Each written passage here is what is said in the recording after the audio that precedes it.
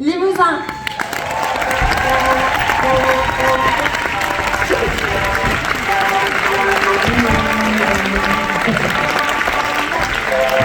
Well, I'm about to have a panic attack.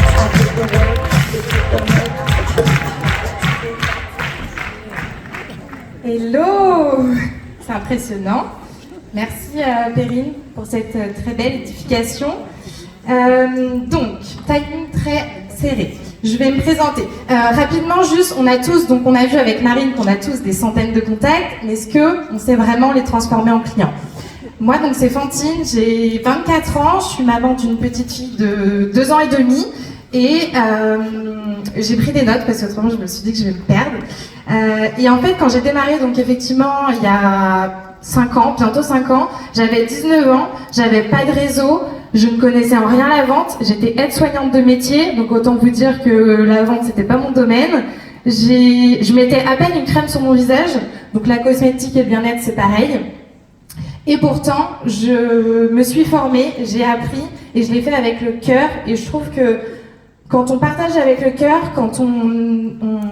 et également j'étais fan des produits, donc quand on partage une solution avec le cœur, en fait on peut le partager à la terre entière et effectivement des paniers à 500 000 €, il n'y a plus de problème.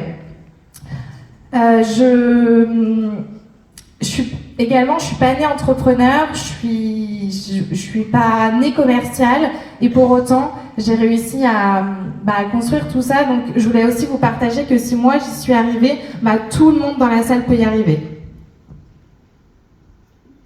Donc comment transformer un contact en client? Je vous ai mis rapidement une petite roadmap.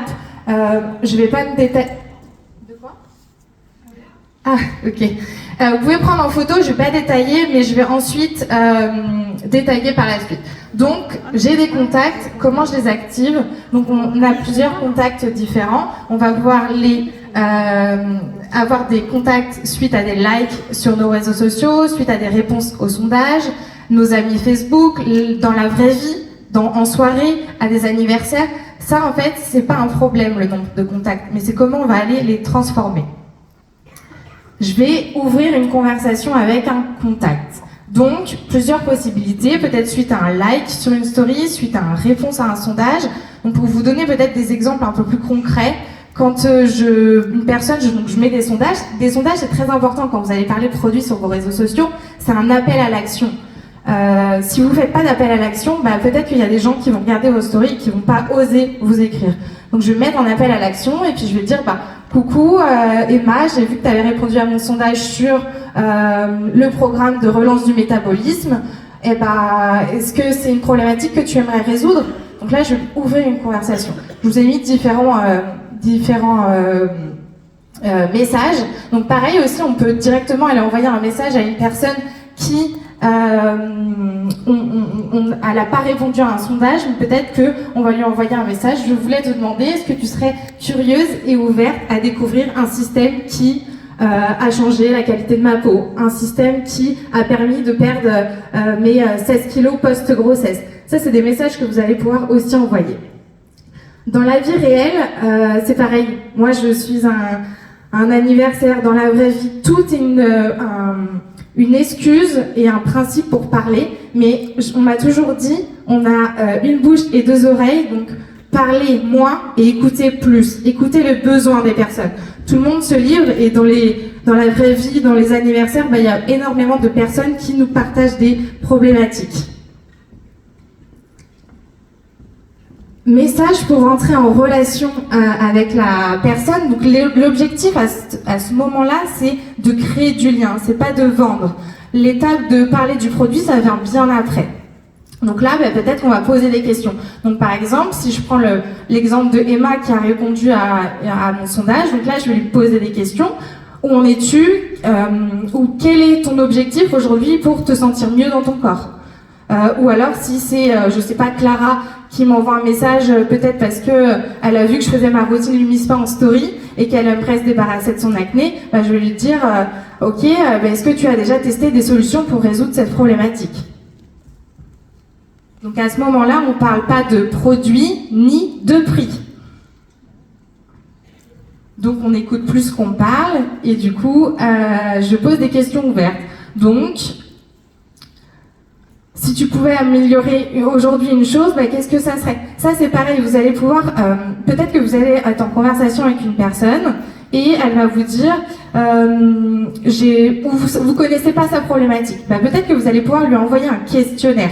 Ça, c'est questionnaire Google Form. Moi, j'en ai fait avec plusieurs thématiques. Et du coup, j'ai envoyé mon questionnaire. Suite à ce questionnaire, à la fin de mon questionnaire, il y a, si tu avais une baguette magique, parmi toutes les problématiques que tu aimerais résoudre, quelles seraient tes 3 principaux problématiques à régler? Et donc là, je vais revenir vers cette personne en disant, j'ai vu que tu avais plusieurs problématiques, rides, ridules et silhouettes et cellulite. Parmi ces problématiques-là, quelle est ta problématique principale que tu aimerais résoudre? Ou qu'est-ce que tu aimerais vraiment changer sur toi si tu avais une baguette magique? Ça fonctionne autant sur les réseaux que dans la vraie vie. Donc, une fois que la personne elle m'a exprimé son besoin, je vais poser des questions concrètes. Donc, depuis combien de temps tu ressens ça? Qu'est-ce que tu as testé? Comment, par exemple, si on prend l'exemple de Emma, je pourrais lui dire, ok, est-ce que tu as une activité physique? Comment est ton alimentation? Tu dirais que tu manges plutôt équilibré? Ou voilà. Donc là, je vais vraiment poser des questions. Qu'est-ce que tu as déjà testé pour résoudre cette problématique? Donc peut-être qu'elle va me dire, j'ai déjà testé du sport, j'ai déjà... Et en fait, ce qui me permet de creuser et de... Emma, c'est très concret, parce que c'était hier, par exemple, et donc Emma, elle m'avait dit, j'ai fait du sport, mais je vois pas de résultat, je stagne, je perds espoir. Ok, je comprends. Donc là, tu es en train de me dire que tu n'as pas forcément de résultat avec le sport, et tu aimerais une solution pour que je puisse t'aider. Et là, donc, je vais demander aussi l'autorisation. Et donc, ce que je disais juste avant, je vais demander l'autorisation. Est-ce que tu serais OK que je te montre comment résoudre cette problématique? Je vous ai partagé plusieurs choses. Est-ce que tu serais ouverte à découvrir des solutions par rapport à ce que tu viens de me dire? Je vais juste reprendre un peu mes feuilles.